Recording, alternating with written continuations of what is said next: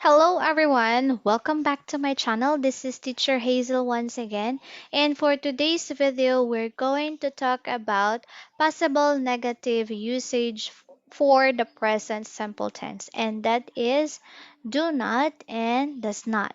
But before that, please consider subscribe if you haven't yet and click the notification bell so that you will be notified on my next one. Okay, so without further ado, let's move on to some examples. Okay, so here is some examples. Okay, number one, Mike eats bread.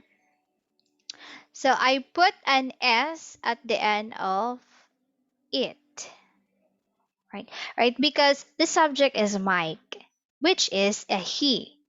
Now, that's not the negative statement. What happens when I turn it into a negative statement? Well, I change it like this. Mike doesn't eat bread. Right? So you'll notice that I didn't move the S here. Right? So instead, I added doesn't. Right? So I took does in not and I turn it into a contraction by combining the two and making it doesn't. Okay, so if the subject is he, she, or it, right? So we use does not or doesn't to make it negative. Okay, so let's move on to number two. You swim well, right? In this case, I don't need to put an S at the end of swim because the subject is you. If I If I want to make this sentence negative, I use don't. Right? So you don't swim well. I use the contraction for do and not. So if the subject is I, you, we, or they, we use do not or don't.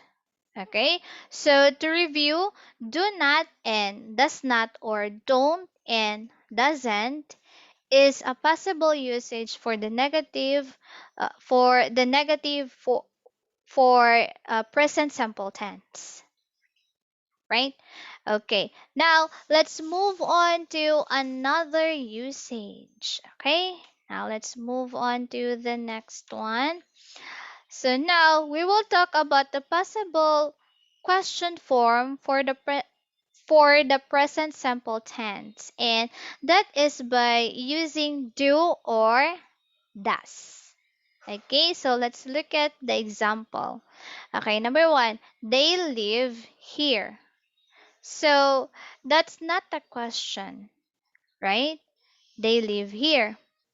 In order to turn it into a question, it's really simple.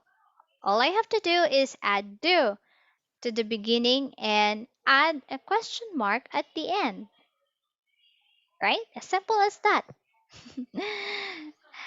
Okay, now that's do you live here? Right? Okay, now let's move on to number two. How about this one? He plays soccer. In this statement, the subject is he.